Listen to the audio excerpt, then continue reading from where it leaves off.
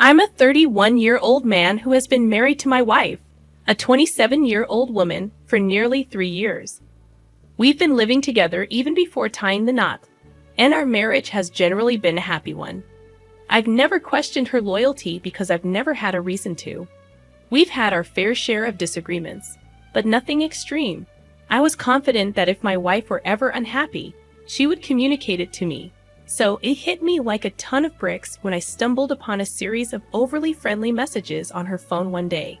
Her phone was on the dining table, and I had picked it up to bring it to her bedroom as she had requested. A notification lit up the screen, and I couldn't help but glance at it. There were messages from someone named Kara, and they were of a highly personal nature. I didn't know anyone named Kara, and the nature of those texts immediately raised my suspicions. I brought her the phone in the bedroom, and when she opened it, she asked if I had seen her notifications. I lied and said no, but she mentioned that it was just a notification for a kid's game, and that she felt embarrassed I had seen it. I assured her that I hadn't seen anything and left her to her phone. However, I couldn't help but study her expressions because my doubts were now eating at me. She continued to text Kara with a smile on her face, which only fueled my unease. Unable to shake off my suspicions, I eventually left the room and told her I'd be sleeping in the living room, citing some work I needed to finish. She didn't even look up from her phone when I grabbed a pillow and headed to the couch. Restlessness consumed me as I couldn't stop thinking about those messages and the worst-case scenarios that were playing out in my mind. I had never considered the possibility that she would cheat on me, but now I had my doubts. I let it go that night, but the nagging feeling persisted. I began checking her phone whenever the opportunity arose. I needed to put my mind at ease to know the truth. I wanted desperately for it to be untrue. But then, one day, I saw another text from Kara. It contained a time and place, along with nicknames and emojis that resembled a date plan. I knew I should have confronted her, but I was so furious about her potentially ruining our seemingly perfect marriage that a simple confrontation didn't feel like enough. Instead, I decided to go to the specified place at the designated time. She arrived a bit late, and right in front of the cafe, she kissed the guy. A hello kiss, but a kiss nonetheless. It was the kind of kiss you give your husband when you return from work. I recognized the guy. He was her colleague. I had met him a couple of times when picking my wife up from her office. I knew his name, and I knew for a fact that he was married. I was torn between wanting to storm over and confront them both, to cry my heart out, and maintaining my composure. I chose the latter, hoping to give her a taste of her own medicine. I bided my time, and it was excruciating to be in the same house as her, eating dinner together, sharing a bed, and engaging in conversations about anything while I knew she was betraying me. But I remained patient, determined not to let her get away with it so easily. Our tradition of hosting game nights with friends every other month was the perfect opportunity to carry out my plan, and I organized everything, just as we always did. She was always competitive at games, so our game nights were something she looked forward to eagerly. When everyone arrived, we started playing Pictionary. In the midst of the game, just before it was her turn, I slipped a note into the jar. As she picked it up, her expression shifted from joy to confusion, and then embarrassment within seconds. She looked at me with tear-filled eyes, and in that moment, I decided to reveal everything I knew right there in front of our friends. Everyone was taken aback because, like me, they hadn't anticipated such a revelation from my wife. She pleaded with me to let her explain, and reluctantly, I agreed, curious about what excuse she would conjure. Through tears, she claimed I was jumping to conclusions, asserting that she was merely friends with her colleague. I remained calm, insisting she pack her bags and leave. Her demeanor changed swiftly. She admitted her mistake, but insisted it was unintentional. I couldn't fathom how infidelity could just happen without neglecting your spouse, but at least she acknowledged it. I calmly told her to leave, unable to bear her presence in my home any longer. I'd also informed her that I intended to speak to her colleague's wife, because he couldn't escape consequences either. Our friends, sympathetic to my situation, tried to console her. Despite my anger, I didn't want her to face this alone. Some friends offered her their guest rooms for the night, but she opted for a hotel. She accused me of humiliating her in front of everyone, insisting we talk when we were both calmer. Reluctantly, I agreed, even though I had little patience for her lies and fabrications at that moment. After she left, she persistently tried to contact me, but I ignored most of her calls and messages. I needed time to gather my thoughts. My wife had unraveled into a mess within a month. I did talk to her colleague's wife, who, too, had suspected her husband's infidelity. She revealed her plans to divorce him and suggested I do the same. I agreed, but it was far from easy. I had loved my wife for a long time, and we had been happy. We didn't have significant issues in our marriage, and yet she had chosen to betray us. About 2 weeks later, my wife, now living in a hotel, begged me to let her in and hear her out. I reluctantly allowed her inside, and she immediately burst into tears. She professed her love for me and admitted her mistake. When I asked how long the affair had been going on, she confessed it had lasted a year. My heart shattered, but my sorrow quickly turned to rage. I couldn't fathom why she had destroyed our otherwise happy marriage. She couldn't provide a single reason for her actions. She insisted on giving our marriage a second chance, but I was done. I told her to leave and not to contact me for a while. I needed time to think, to sort through the chaos she had caused. It's been 6 months since I asked my wife to leave. We've met a couple of times since, during which she apologized profusely, begging me not to divorce her. I was torn because I still loved her deeply. Ending our marriage was the right thing to do after her betrayal, but I couldn't find it in myself to move forward. Our marriage was in limbo. We lived separately, hardly speaking. I knew I had to end it officially because I couldn't trust her anymore. The trust I had once placed in her was irreparably shattered. She kept assuring me she wouldn't repeat her mistake, urging me to trust her again. I was considering giving her another chance when I received an email from her colleague's now ex-wife. She claimed my wife and her ex-husband were still in contact. I desperately hoped she was wrong, hoping my wife couldn't be that cruel. I asked my wife to meet, and, as usual, she began with apologies. I confronted her about her ongoing communication with the man she had the affair with. She hesitated, and in that moment I knew the truth. I urged her to be honest, and she confessed they had spoken when he was going through his divorce. She insisted they were just friends, but the little trust I had left vanished. With that admission, I realized I could never trust her again. There was no point in staying in a marriage where trust and unconditional love were lost. I informed her to expect divorce papers soon. She could take anything she still had in the house. Despite her tears and pleas, there was no other option.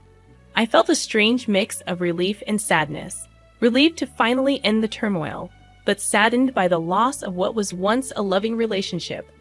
Thankfully, we didn't have children. It made the process a little less painful. She left quietly, and although I didn't care if she went back to that man, I needed to let her go to move on with my life.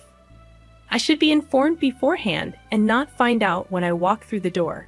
I expressed my concerns, feeling unsettled about the situation. My wife seemed dismissive, telling me I was overreacting and that my brother needed a place to stay temporarily. The next day, I decided to have a conversation with my wife about boundaries. I explained that while I understood she wanted to help my brother, I needed to be part of the decision-making process, especially when it involved our home. She countered, saying that it was just a temporary situation, and I shouldn't make a big deal out of it. I insisted that communication and mutual respect were essential in our relationship, and that decisions like these should be made together. As the discussion continued, my wife became defensive, insisting that she was just being supportive and didn't see the need for my involvement. I emphasized the importance of boundaries in maintaining a healthy marriage and family dynamic. We talked through our concerns, trying to find a compromise that respected both our relationship and my brother's situation. In the end, we agreed that in the future, we would discuss such matters before making decisions that affected our home life. While my initial reaction might have been perceived as an overreaction, the conversation allowed us to establish clearer boundaries and strengthen our communication as a couple. I firmly believed that I should have been the one to decide whether my brother stayed over. He had no right to call my wife and intrude without my consent. I insisted that he should have waited for my call, and I planned to talk to him about it in the morning. However, my wife brushed off my concerns, telling me to grow up and accept that he was always welcome in our home. Now my wife is furious with me, and I find myself stuck with my brother in the house, unsure of how long he'll be staying until he figures out his life.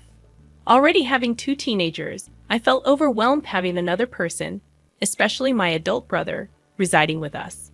I stood my ground, believing that he shouldn't be here, but my wife remained upset with me.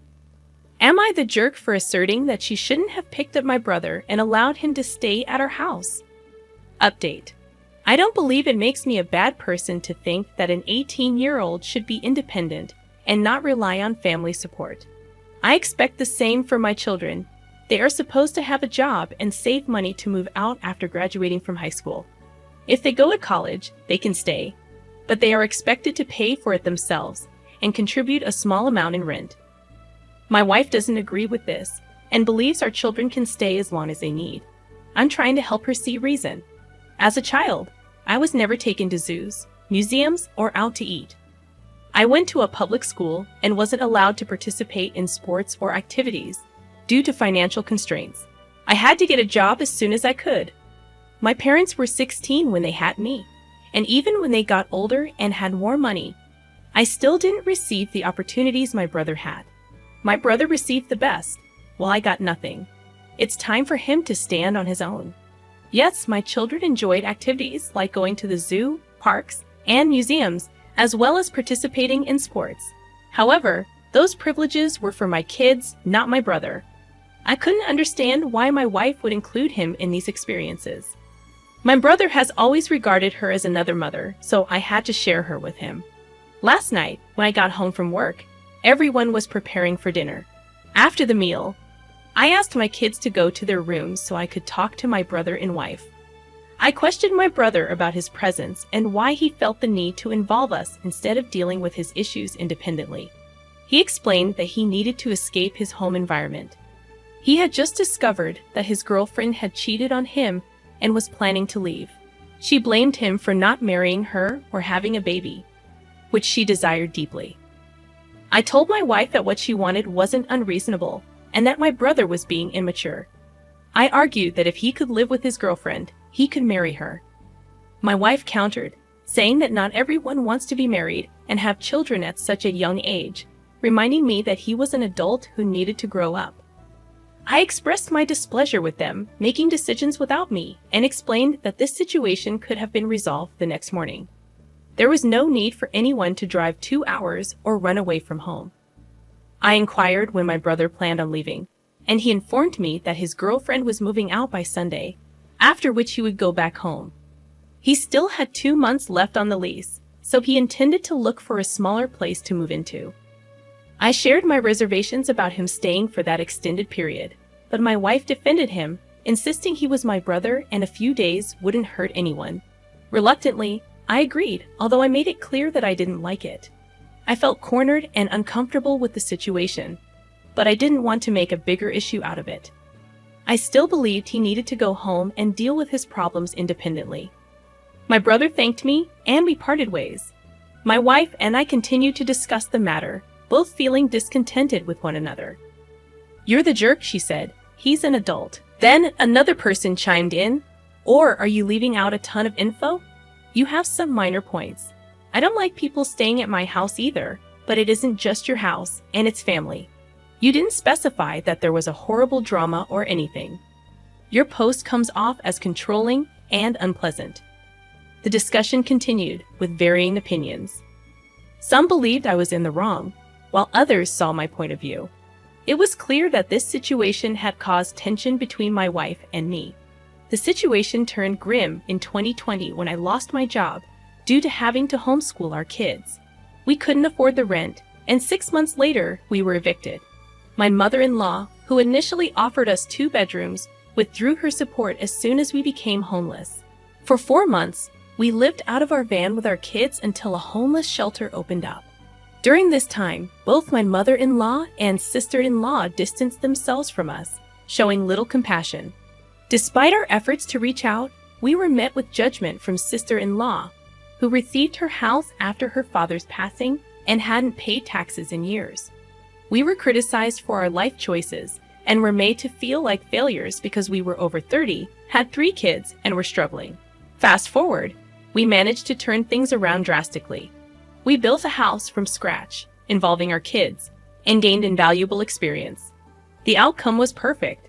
Our kids were overjoyed to have participated in building their own home. We also started our own business, achieving this success without any help from my husband's family, despite their broken promises.